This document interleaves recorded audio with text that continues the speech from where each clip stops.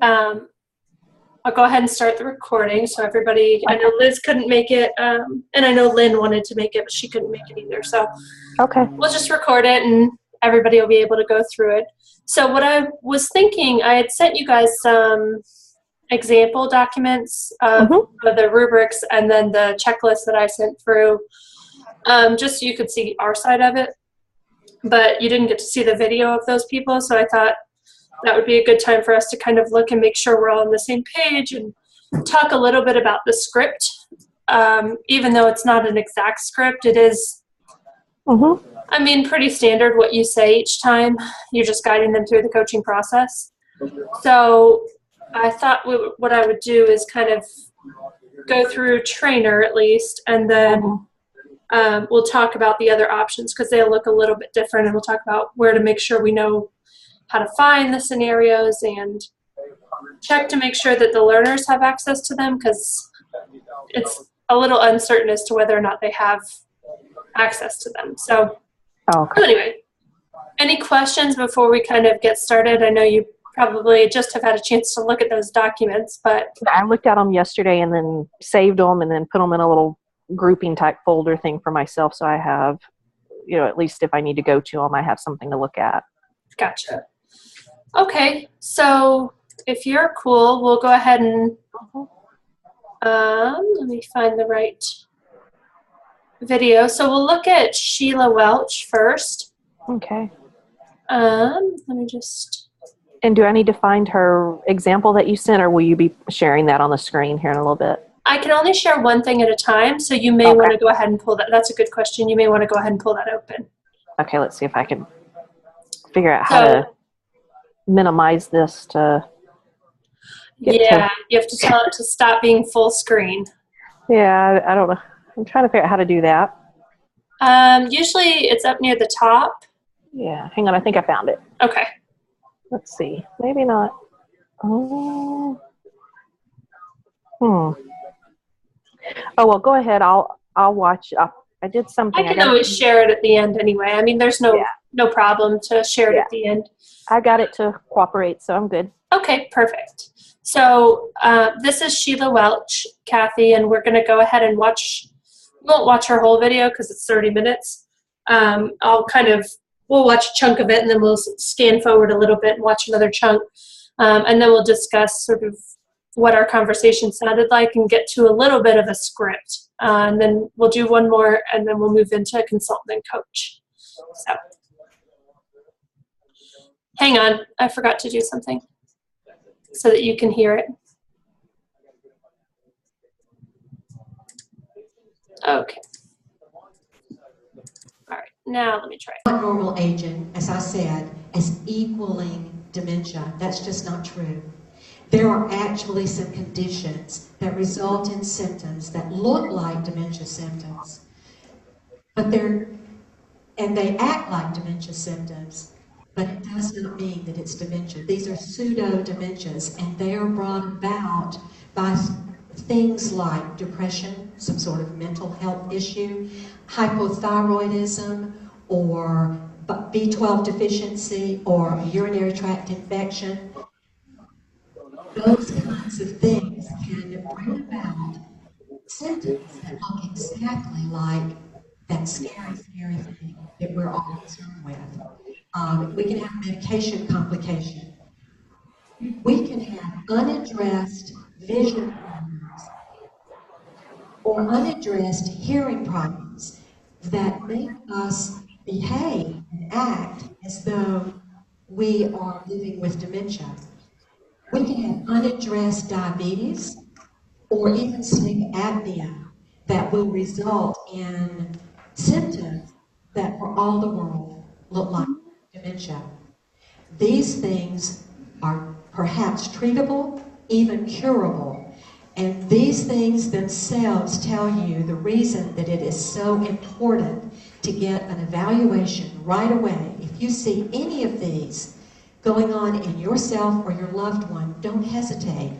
Go to the doctor and get an evaluation, because you want to get those things treated. You want those things to be cured if there is a chance.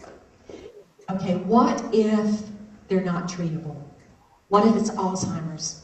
What if it's, what's the difference between Alzheimer's and dementia? Dementia is a collection of symptoms. We've talked about what those are. You live with what those are, most of you. It's a syndrome. Kathy, would you give me the umbrella slide? Thank you.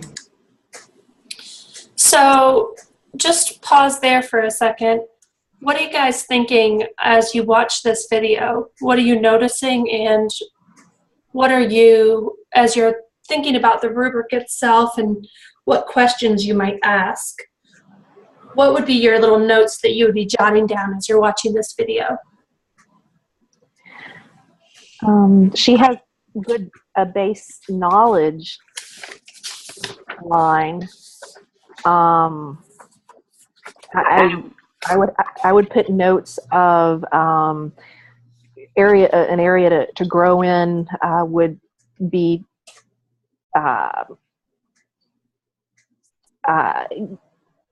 adding more of the adult experiential learning cycle in the to give the learners time to think, to share, think, and figure it out so far. I mean, I'm sure there's more in it, but, a pause, a timeout where she gave some sort of question form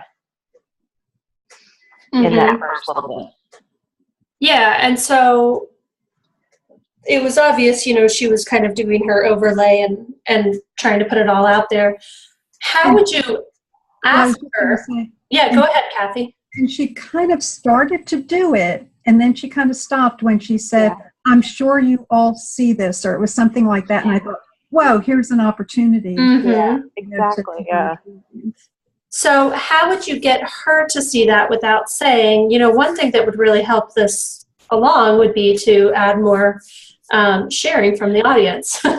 Yeah, so Sheila, looking at the first, however, 3 minutes that we've looked at together, in the area where you had said is there any other things that come to mind, or thoughts or feelings, depending on if she's a thinker or filler, of ways you could have approached that? Mm-hmm. Okay. Yep. Yeah. So that's one way, is kind of pinpointing where you want her to sort of add in a little bit more. Can you bring it out a little bit further even, and what would be sort of your initial question that might get her thinking about that without having to even say exactly that moment? Tell me what you think. Sure. Kathy, what do you think? Mm-hmm. Kind of tell me a little bit more about, where you were going with that. Or Yeah, and maybe sort of asking, what did you want them to get out of this? Yeah, or just say, I loved where where were, when you had made that comment about, I'm sure that, what were your thoughts about that at that point in time? Where were you going with that?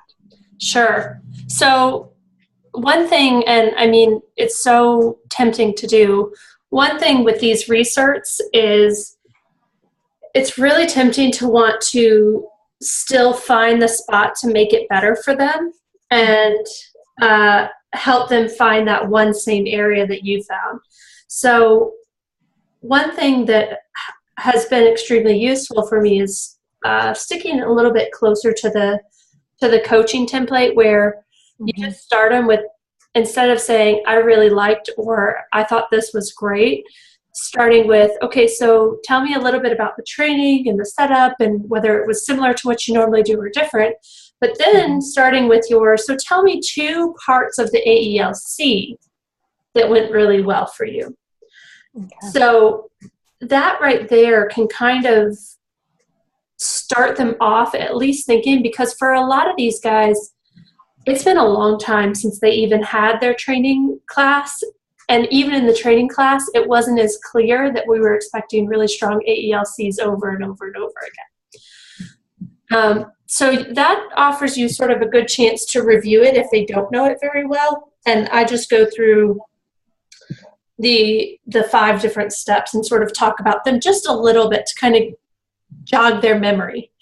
Because even though you've sent them the information and they have the information, it's pretty old for them. Yeah. So, and it can be so tempting when you know what it looks like to want to get them there right away. Mm-hmm. And so, you know, trying to sort of bring it back big picture and having them think about the whole thing, because, you know, we're only watching 20, 30 minutes of something. They did probably an hour or 2 hours. So, you know, getting them to really focus on what they showed you and really pulling apart the AELC can be a way to get them thinking about it and talking about it in the way that you're looking for, rather than trying to help them find that one spot where they could make a change, because they're never going to do this exactly the same again, you know? I like it. Cool. So I'm going to skip forward just a little bit, and I think it's right here. Okay.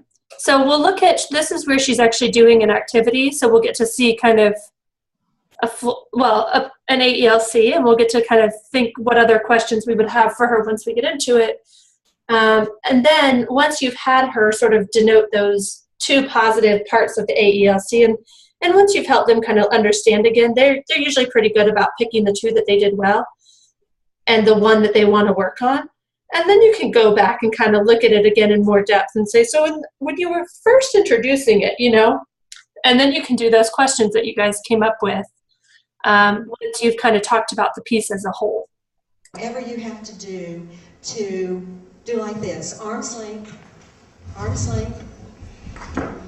This is the field of vision for a 20 or 25-year-old. This is their peripheral field of vision. They have about 145 degrees of actual vision, 180 degrees for a 20 or 25-year-old.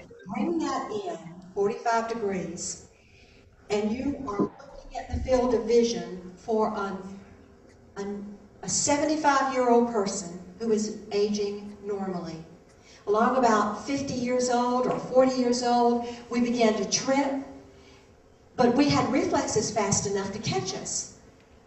So we didn't fall and we didn't start breaking bones, but a 75-year-old is going to have much slower reflexes, and we begin to see broken bones, sprains, a broken ankle, a broken arm. We just can't do what we used to do. All right, this is normal aging. Bring in 20 degrees more, and you're looking at someone's peripheral vision who is in early stage dementia. Make a circle. That person cannot take in visual data outside that small circle. TIPA calls that scuba vision. Let's try it. Put your scuba mask on. Okay? Now, turn back around and look at the person across the table from you. Look at the person across the table from you. All right. You take what I want you to do now, you've both seen that. What I want you to do now is divide into person with dementia and caregiver. All the tables. Person with dementia and caregiver. Caregiver, don't have on the scuba mask. Person who's living with dementia. Okay, let's make it easy. Every time we start, the person with dementia will be on this side, and the person without will be on the far side, okay? All right. People with dementia, put your scubas on. Now, what do you see? Can you see that there is a difference in your field of vision? All right, take your scuba down. Do just the opposite, reverse it, just to have the experience. Now you put yours on, take it down, put it back on. Do you feel the difference in where the vision it was without that scuba vision? Can you imagine imagine, this is early stage dementia, can you imagine the person who's living with dementia and how much smaller their world must be? Can you think of ways that just that knowledge might help you in loving your family member? All right, so that was sort of one of her experiences, and she did a few others. She did PPA and she did hand under hand. So what other ideas and what other questions do you have now that you've seen that section?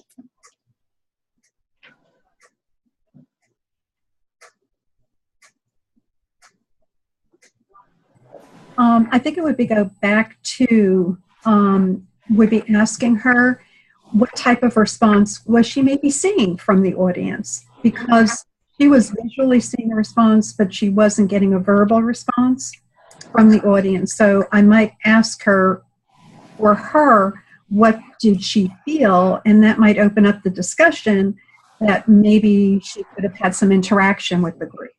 Cool. I like how you did that, because you're really, and mentioning again back to those questions of the AELC, what part of the AELC is she kind of glossing over? Where is she not spending the time that she could spend the time and have them get a little bit more?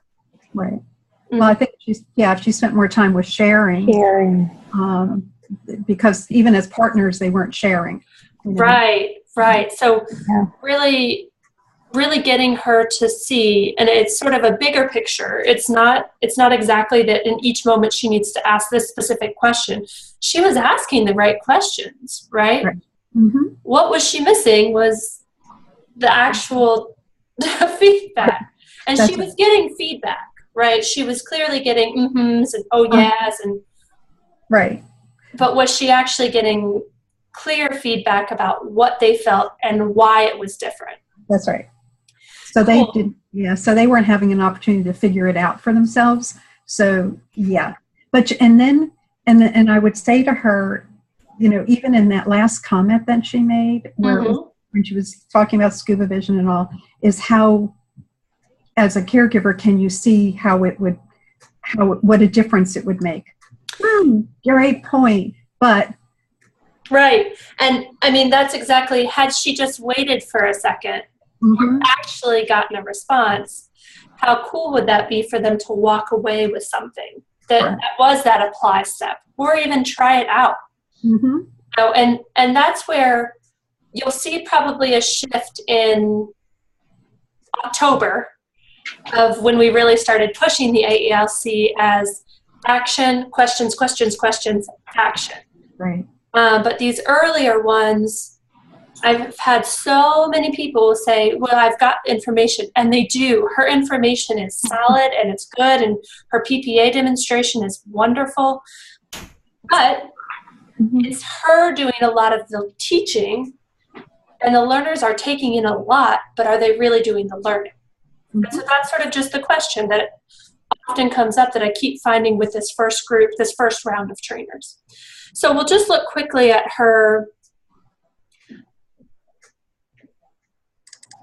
We'll look quickly at her rubric that I sent to her. Once we talked about it and she came up with some questions like, why do you think that happened? Really stretching out the apply. She was proficient. She could get through the cycle, and some of the other, you guys didn't get to see some of the other pieces, but she was able to do it with the questions, and we talked about having the learners practice their new ideas and sharing new ideas. And so what you guys have said is exactly where we ended up focusing. So what I like to do is I like to sort of highlight the ones that she chose that she did well, and then really pick one, maybe two. I really don't like to pick more than that to really push her in a little bit. But you'll notice that even in this, I said, although she didn't say the apply step, I kind of felt like the apply step was really important, and that she just wasn't ready for it in our conversation because she needed more time in this thinking and processing step out loud. And then she can move into this with the actual learners. So I mean, it's cool because you guys would have possibly taken it in a totally different direction, but we end up with a lot of the same pieces that we're looking for. And then I just can mark proficient or novice based on really looking at the criteria. And she was able to get the trainer criteria. It was clearly planned. She was clearly sticking to the cycles in the script, but they weren't scripted. She had made them her own, and she really believed it.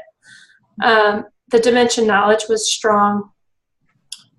Organizational skills. There was nothing that I really had to sort of mark down. She used, I know that you heard her use the visual slides here and there, and she had handouts for them, and she had them up and moving for a good chunk of it. She had them talking some later on. It still wasn't 100% of what we're looking for, but for a first year of trying this on her own, proficient seems to fit, you know? Mm-hmm. So any questions about sort of the marks here or the feedback that I wrote here? No, I'm really glad you shared this with us, Amanda. Yeah. This was really good.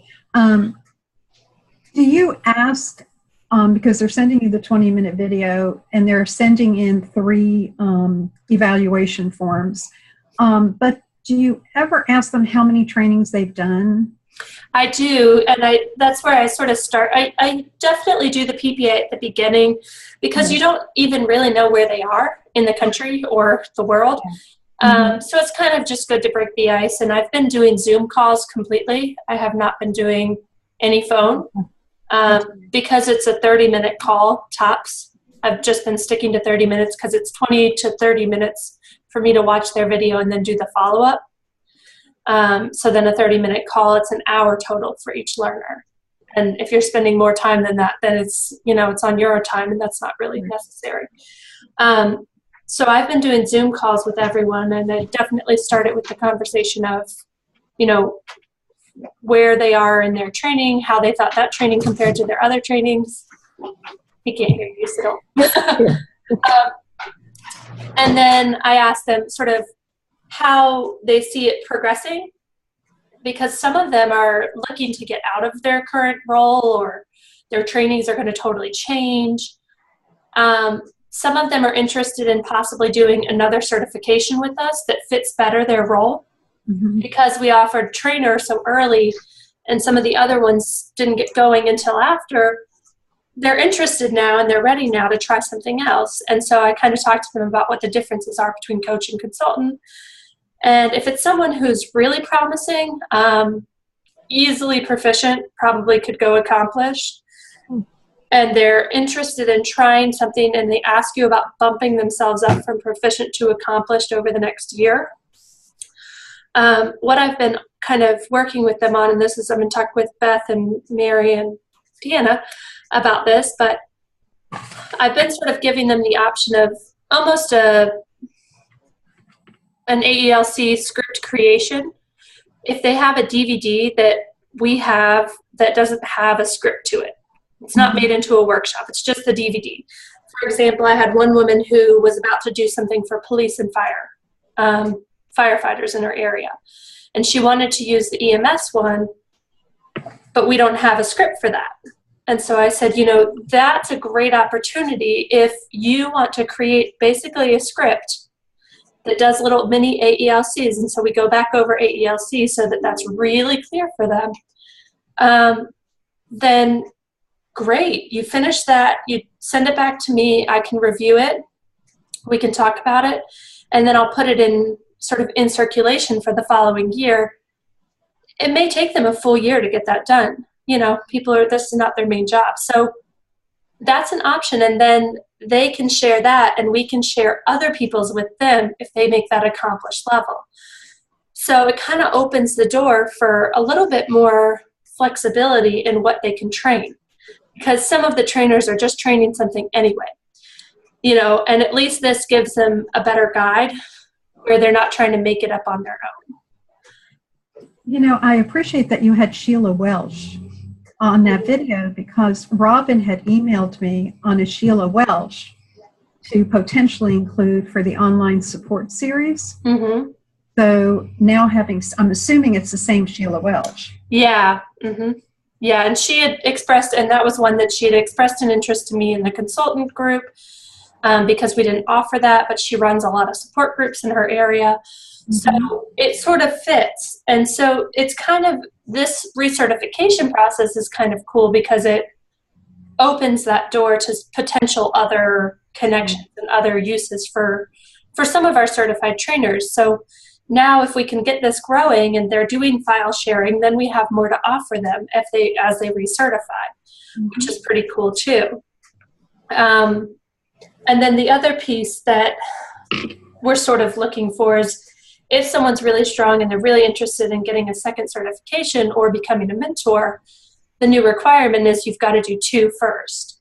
But if you have someone who was like, ooh, that was pretty good, and they're interested, then you can pass them through to me or Lynn, and we'll start them on that process of how do we get them in a second course? Is it a monetary piece? Can they handle it? Or do we need to help out? We do have some options to make it much more affordable for them to get a second certification. So something to think about. I would do another one, but I feel like you guys have got it. Do we want to go back over sort of where to start the conversation and then how to kind of guide it? Like I said, I don't show them the rubric. I just do it after the call. I take notes while I watch their video, and it's a lot of biting your tongue and sort of waiting and asking those questions of like, tell me a little bit about the first 20 minutes of your talk that you did with no other voices. Yeah. But it is funny because there was one I did today that it was 20 minutes of her talking, and in all of her other trainings, she doesn't do that. But this was the first time she was doing an orientation for nursing students and felt like she had to do it differently. And she wanted to, really, didn't use the AELC at all. But when we started talking about it, in all of her other trainings, she does use it. And so it was a cool chance for me to kind of say, so why not? And it came down to she hadn't had time to plan it. It wasn't quite the same, so she wasn't sure where to go with it.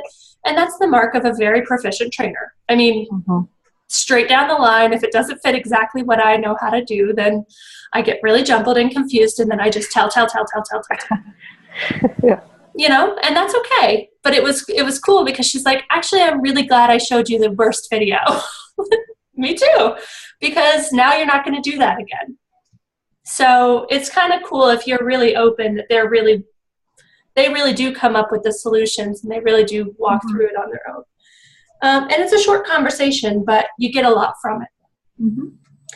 So any questions or before we kind of jump into the other training or the other section, I guess? Okay. So coach and consultant, have you both had a chance to mentor, coach, and consultant? I've done consultant. I've done both. You've done both. Okay, so it won't be totally brand new to you. Are we comfortable moving away from trainer? Does that one feel okay to you? Yes. Okay, all right.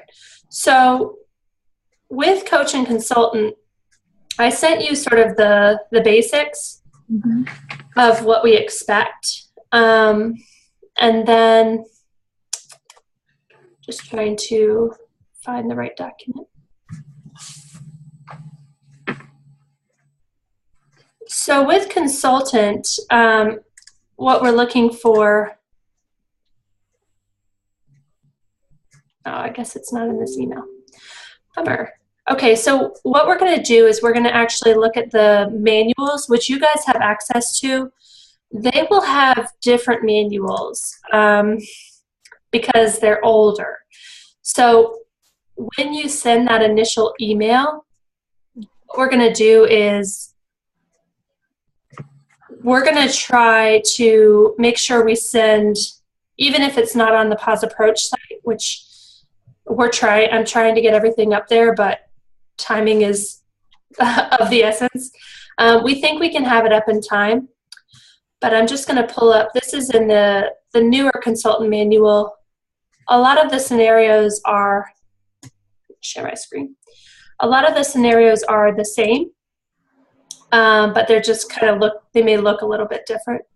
So it's in section 3, which is the main consultant day. And you'll want them to choose one of the scenarios to try out, or they can create a scenario based on their work. But you can see these scenarios here, and this is a PowerPoint, so they can get it. We can put it online. There's no problem with that, and we can chunk it so it's just the scenario section. And they should choose one, and then basically you'll role play with them how they respond and how they start to put together the puzzle pieces, looking at the consultant criteria pretty closely. Mostly you're looking for, are they asking you a lot of questions? Are they making you feel comfortable? Are they understanding your emotion? Are they matching it, or are they dismissing it? And then are they being judgmental, or are they trying to problem solve with you and getting you to come to an answer rather than trying to fix it for you? So that's kind of it. And you're basically, I mean, in the manual, there's this section here, and you guys have this at home. So, and it's online. And like I said, we'll try to get it on Pause Approach before we open that up on the 15th of March. But this is basically what they should be able to answer at the end of your role play. And then you go through the same thing that you do with trainer. How did that go? What would you do differently? What were 2 things that you really liked that you did, that you really got a lot of information from? And what was the one thing that you felt like was an uh-oh, or sort of I dug too deep, or I didn't dig deep enough and I wish I had done? And here we really focus on not necessarily the AELC, but the puzzle pieces. Mm-hmm. Does that sound pretty familiar to you? Yes. Yeah. Okay. So, and Amanda, where is that going to be in the future for us to have access to when we start that part of?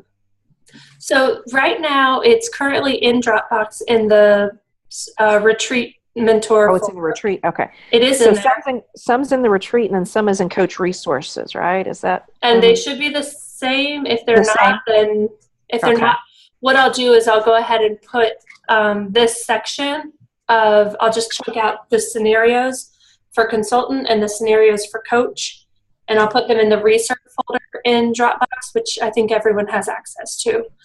So would it be better for us to go our first spot in Dropbox to the retreat folder versus the coach resource, or is it both of them? I think I put the same in both, but I'm not positive. I know the ones in retreat are the most up to date, but the one right there, okay, yeah, that's what I would say. And then for the learners, because like I said, they're going to have different scenarios, and only this time did I even update the scenarios to fit each training. Before they were just basic scenarios.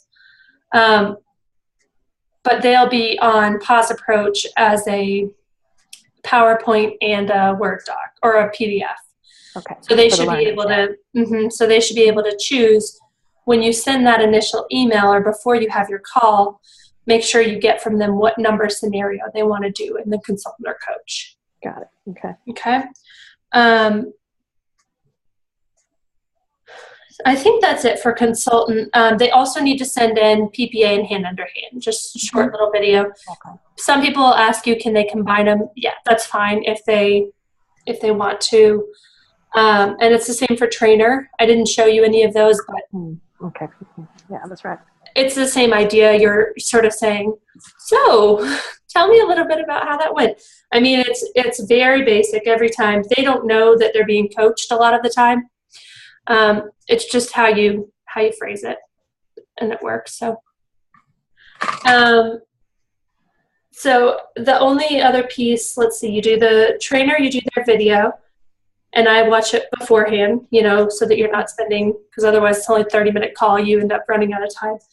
You talk about the video, you talk about their little hand and PPA videos, where they're feeling successful. Some of them don't have any interaction with people living with dementia, which is fine. But we talk about how can you use PPA and hand under hand with people that aren't living with dementia, because there's still a lot of stress. And then you talk about the checklist, the very basic. So just wanting to make sure, just to finalize, that you went through pause approach and you were able to do all the steps, check, check, check, check, check. Most people are totally fine with that. There's surveys that they get. Don't come directly to you unless they can't figure out pause approach, and then they do come directly to you if that's what needs to happen. There's not a great way for us to see them if they put them on pause approach, which is not great right now, something we have to figure out. But what I have found is that the surveys are more to keep them in check than actually giving me a lot of good feedback, if that makes sense. Because a lot of the time the surveys are just excellent, excellent, excellent, great, great, great. This person was pretty good. I really liked it. It was new. It was different. So take it all with a grain of salt. But it's good that you just check to make sure they've done all the things on the checklist. And then if they didn't, you let Christy know when you send through your checklist, by the way, she's just waiting to do the agreement once she's had our conversation. So it should be done tomorrow. Or she's waiting to send this through because X, Y, or Z. Whenever it's done, then she's good to go. So that's consultant and trainer. Consultant, you do the role play and the review. You do the hand under hand PPA video, and then the checklist. Any questions about that? Have you done the consultant recertifications yet? We haven't started them yet. The consultant starts, it was supposed to start March 1st, Okay. but it's actually starting March 15th.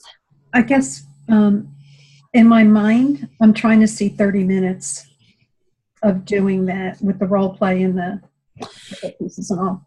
Yeah, I understand that question. I mean, I'm not worried about it if it goes to, 45 minutes or an hour. No, but yeah, it's better to kind of keep it short and sweet. Right. I mean, at some point, I'm trying to think back when I did some consultant certifications, what I found was that the role play was actually if you can limit it to maybe 5 to 10 minutes, you don't really need a lot longer than that. Well, and they should be prepared beforehand. It's not exactly. You're right. They should have figured most of that out beforehand. Well, if they're not a skilled consultant, that's okay too. You'll know kind of early on whether it's just what medicines are you taking? Okay, and when do you eat every day? Okay, and what did you like to do before? I mean, it's a very different feel, and you kind of can. And so at some point, when I was doing role plays, you do the timeout, and so just want to check in. How do you think this is going? Because there's no point in continuing it if you're sort of already. Right. Gotcha. I got you. Yep, I agree. And so that's a great question, though. And you want to kind of keep it shorter on the first one in case things don't go as well, and you want to talk about it and then have them try it again. Always better to leave a little bit more time. That's a great point, Kathy. Thank you. So, so maybe we'll limit. I hadn't thought about it, but I would say limit those to 5 to 10 minutes tops for the first role play. And then that should give you enough time to kind of do that follow-up and questioning. Okay. And if you do run short on time, you can always incorporate PPA and hand under hand into the role play. Kind of testing them a little bit, say whatever it is, whatever the situation is, you can kind of say, well, I tried that stupid PPA thing and it just doesn't work. Or, I did hand under hand and I was feeding her and she didn't want to eat anything I was giving her. So, you can kind of test out how they respond, because you're going to have people who say things like that, and it's actually not too far off. So, gotcha. Okay, cool. So the last one is coach. Again, coach hasn't started yet either. So, we're it's great you guys are getting in now, because you can prepare with trainers. They're a little more standard, but coach and consultant should be just as easy, just kind of a different feel to it. So with coach, they do send a video of a coaching session. It should be, if it's a normal coaching session, it should be 5 minutes. If it goes a little over 5, that's okay. Maybe it's up to 10. If they're doing 20 to 30 minutes of coaching, that would be a big question for me, because really we want to keep it short and sweet. How many minutes can learners really take in information when they're being judged on something? And even though you're not judging them, they're feeling being judged. Yeah, they're feeling it. Yeah. So really, how much time can you really spend with them? Well, let's keep it at 5 minutes a day, you know, and do more sessions, not bigger sessions. But so they do their video, and then they do hand under hand and PPA of themselves doing their video. You want to make sure they also send you the video of the person that they coached trying their PPA or hand under hand if they have it. Just because it helps you kind of understand what happened. If they don't have it, no big deal. You can figure it out from the coaching session, and you're really working on their coaching, not that other person's PPA. But it can be kind of nice to have the same frame of reference to talk about. Other than that, it's just focusing on the coaching cycle is brand new to them. Even though we had the coaching cheat sheet last year, so they knew the phrasing, they knew, you know, tell me how you think it went, and what are 2 things that you think went well, and what's the one thing you would like to work on. A lot of them, much like the trainer, what's the step you think they're going to want to skip right over in their coaching session?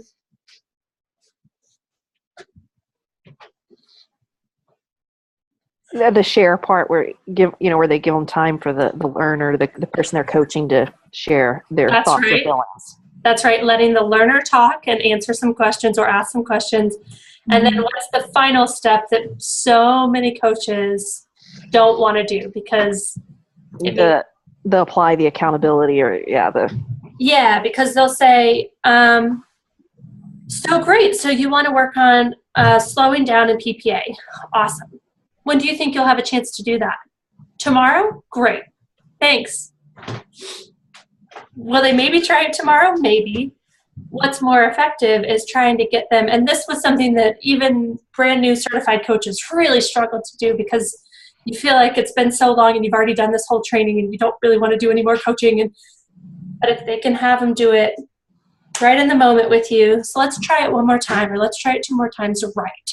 And that way you can, tomorrow when you want to try it with Mrs. So-and-so, now you'll feel really confident doing it. So just try that apply step and the share step. Those 2 are the toughest.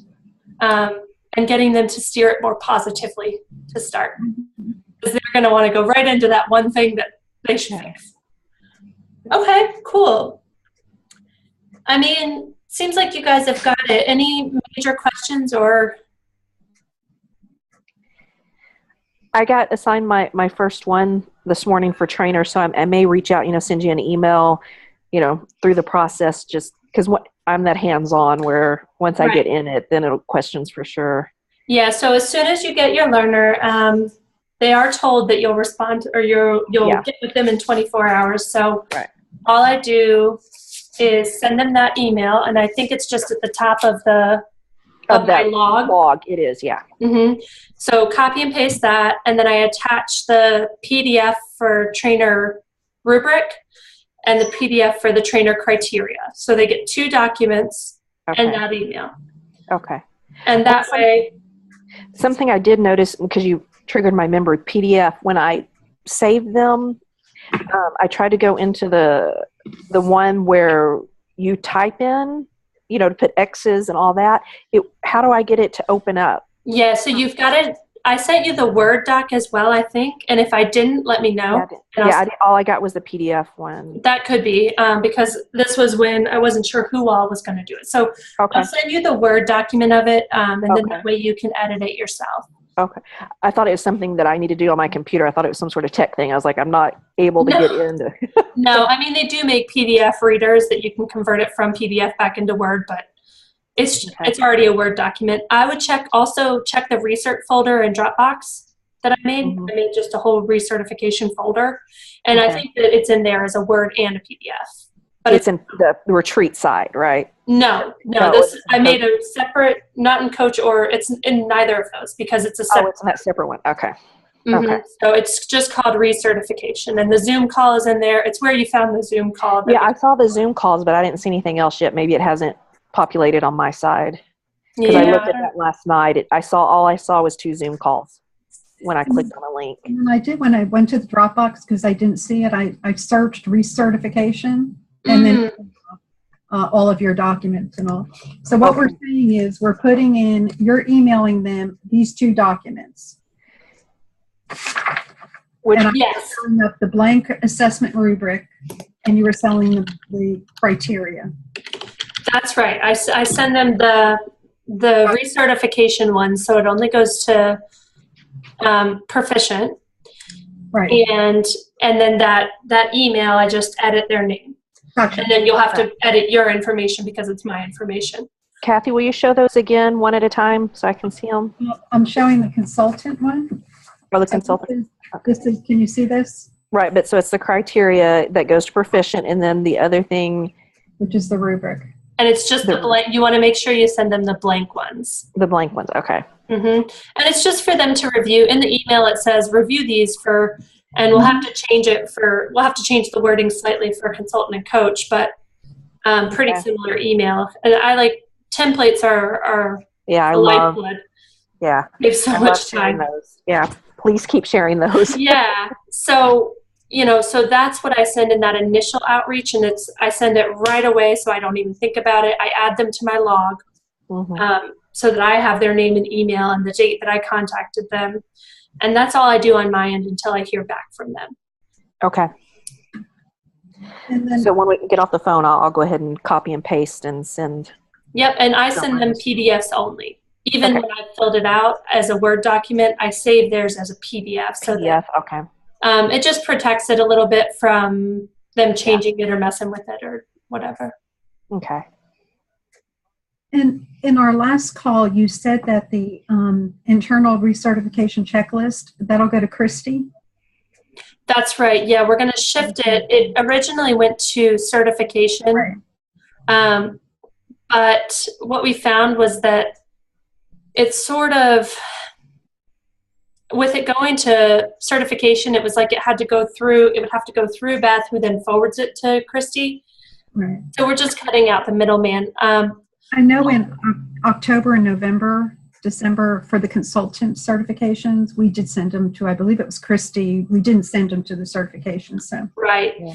So the only request that I've had about that is to also CC Mary D, just so she can sort of make sure she's keeping up with who's recertified and who's not, and keeping up with our numbers a little bit more closely, because, learners don't always certify right away.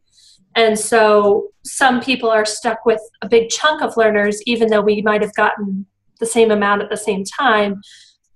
But if you're adding more people to them, whereas I've finished quite a few people because I had a bunch of people who were ready to go right away, I have a lot less. So just to keep her numbers kind of clear, and as you guys get into cert courses, I've asked her to count each cert person as 3 recertifications, because it's 3 hours versus the 1 hour. So thinking about time in that too. So if you're starting to feel overwhelmed, or if you're starting to feel like you're getting too many, she's very open to kind of just saying, I can't do this one. I need a break. I'm overwhelmed. I don't have time this week or next month or whatever it is. And I kind of let her know that, Kathy, you were going to be a little lighter in March and April with all your speaking and everything else you're doing. And Dee and I said that you could take on a few more, that you were willing to do that. So, and I think Liz is willing to take on more as well. It's just one of those pieces. As you grow your certification learners, you don't want to take too many recertification learners and get overwhelmed. So something else to think about as you start growing numbers and all that. Great. All right, cool. So what I'll do, I just resent the Zoom link to you, or I'm sorry, the Dropbox link to you.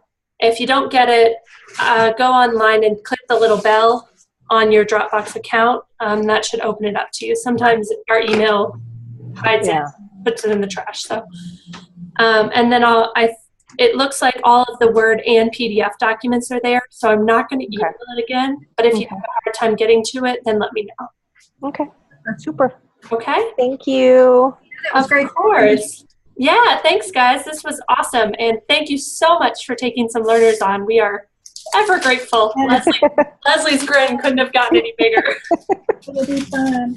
It is fun. I love it. It's easy compared to the other stuff. So That's what I say now, right? You're Yeah. going to be calling me angry in a week, but it's fine. Thank you. Thank you. All And right. Amanda, Oh. since